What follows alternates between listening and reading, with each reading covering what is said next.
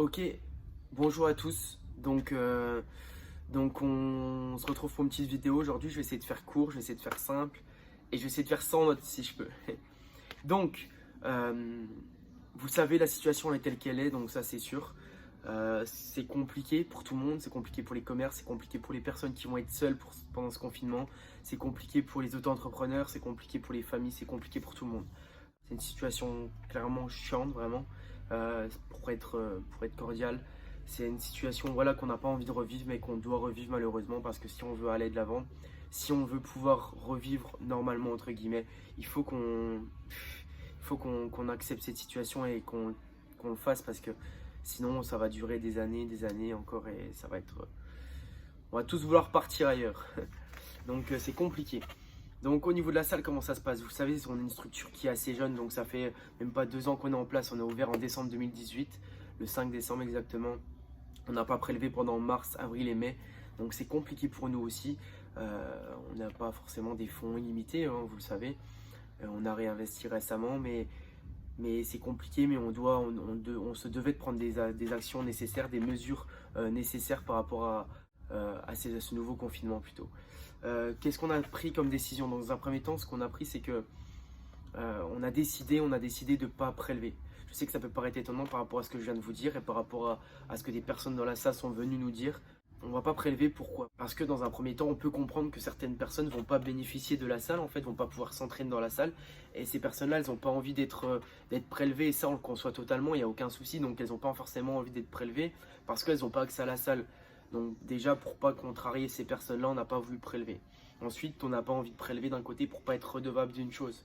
Parce que si on prélève ce mois-là et que on ne peut pas y accéder à la salle, on n'a pas envie que les gens viennent nous voir 2-3 semaines après la réouverture. Oui, est-ce que j'aurai un mois gratuit, etc.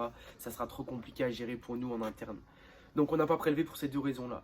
Ensuite, il y a eu des raisons qu'on voulait prélever, parce que les raisons pour, c'est qu'il y a beaucoup de personnes de la salle qui sont venues nous voir pour nous dire: on veut vous aider, on veut laisser notre prélèvement. Donc ça, c'est super gentil, sincèrement. Ça nous touche sincèrement, et c'est cool d'avoir une salle avec une ambiance comme ça, où des gens viennent nous dire qu'on veut vous aider parce qu'ils savent forcément que c'est pas une situation facile.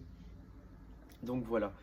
Donc pour ces personnes-là, ces personnes vraiment, c'est super cool de vouloir faire un geste pour nous. On a décidé de mettre en place une cagnotte en ligne, pardon. C'est une cagnotte Litchi. En gros, c'est une cagnotte où simplement vous mettez ce que vous voulez. Donc ce que vous pouvez mettre, c'est le montant de votre prélèvement. Si vous avez envie de nous aider, le montant qui ne sera pas prélevé le mois-là, ou même moins, il n'y a aucun souci. Déjà, rien que de fait de mettre 1 € dans cette cagnotte, c'est super cool, je trouve, parce que c'est un geste qui n'est pas obligatoire et que vous faites. Donc je vous en remercie d'avance. Donc à savoir que pour ces personnes-là, on ne peut pas vous promettre des choses pour le moment, mais on peut vous dire une chose, c'est qu'il y aura des choses qui vont se passer pour vous dans les prochains mois, et on va apporter de la valeur encore plus à ce que vous avez actuellement. Donc voilà, qu'est-ce que j'ai d'autre à dire? C'est que c'est compliqué, bon courage à tout le monde. Prenez soin de vous, prenez soin de votre famille. Je sais que c'est compliqué, je sais que c'est dur, mais je vous promets une chose, c'est qu'on va y arriver, c'est on va sortir de là plus fort. C'est le destin, ce qui nous arrive, hein. On peut pas y échapper, il faut aller accepter tel qu'il est, et on peut pas aller contre ce qui se passe actuellement, même si c'est pas forcément ce qu'on a envie et qu'on pense différemment de ce qui est mis en place. Mais bon, c'est comme ça. Ce qu'on peut faire pendant le confinement, par contre, c'est apprendre des nouvelles choses, progresser encore plus au niveau de l'entraînement, faire des choses. On est capable de progresser, on aura un peu plus le temps. Donc, on peut faire quelque chose, on peut s'améliorer en compétences et on peut progresser. Donc, je vais vous montrer des vidéos, je vais faire des vidéos, je vais les publier sur la page Facebook comme j'avais fait pour le premier confinement. Donc, essayez de les regarder au maximum, et ça va le faire. Courage, je pense à vous les personnes qui vont être seules, je pense sincèrement à vous. Courage, ça va le faire. Et même si on est seul, c'est pas grave, c'est bien d'être seul aussi, et on apprend de nouvelles choses. Donc voilà. Si vous avez d'autres questions, vous pouvez écrire en dessous en commentaire, nous envoyer un message, nous appeler, nous envoyer un email. Peu importe, on est là pour y répondre.